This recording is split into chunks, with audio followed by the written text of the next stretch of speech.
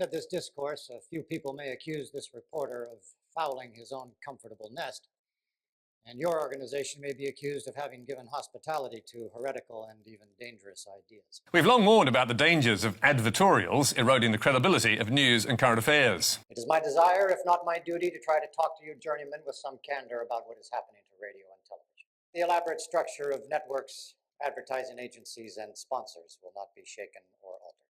Well, here's one measure of their badness. You can try this at home. Ask yourself, is any news organization you know of so corrupt that it's willing to hurt you on behalf of its biggest advertisers?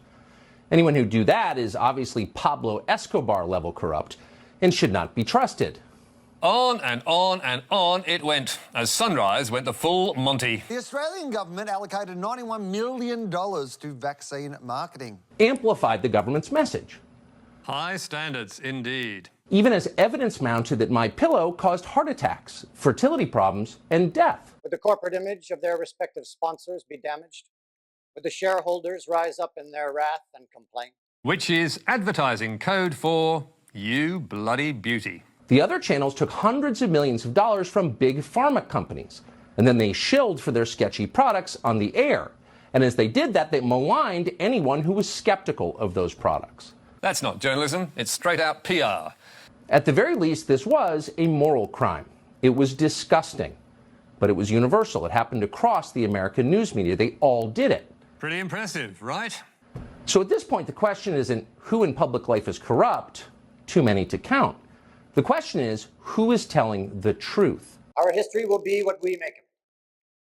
And if there are any historians about 50 or 100 years from now, and there should be preserved the kinescopes of 1 week of all three networks. You know, I promise you, we will look back on 2020, 2021 in 10 years' time, 20 years' time, and we'll say, wow, we really closed the workplaces? You couldn't re-enter your own country. You couldn't have a paying job. Curfews? You weren't allowed out of your home?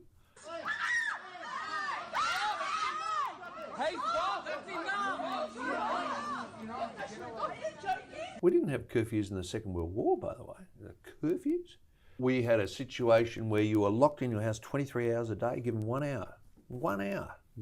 It is to go outside. More aged care residents have died with COVID in January than all of last year. How on earth can this happen?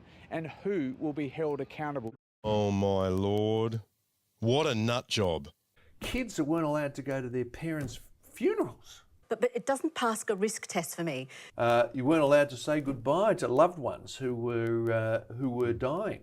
If you went out of your house for more than an hour a day, right, you could die, or worse, you could infect someone who would die. But somehow, if you only went out for 59 minutes, you were going to be safe. I mean, but unless we get up off our fat surpluses and recognize that television, in the main, is being used to distract, delude, amuse, and insulate us, then television and those who finance it, those who look at it, and those who work at it may see a totally different picture too late. The government was running daily press conferences, giving out body counts. We have a built-in allergy to unpleasant or disturbing information. Our mass media reflect this. And to me, this would have been unthinkable, I think, in the Second World War. This kind of infringement on individual, even though we were at war, we didn't have curfews. Mind you, the police were out arresting anybody who broke any of these rules, enforcing the law. It was just intimidation. We have the Habeas Corpus Act and we respect it. I think we'll look back and we'll say this was a massive overreaction. Now, what are we going to learn out of this? Because there's going to be another pandemic, by the way. Well, Peter, this is what comes of empire building. There'll be another pandemic. No, thank you. I'm a pagan. And you? What's a pagan? Well, it's somebody who doesn't believe there's a divine being dispensing justice to mankind. I'm a pagan too. There is an epitaph I'd like. Mathew 10:36. Matthew 10:36. And a man's foe shall be they of his own household. You straight, you bastards! Don't make a mess of it!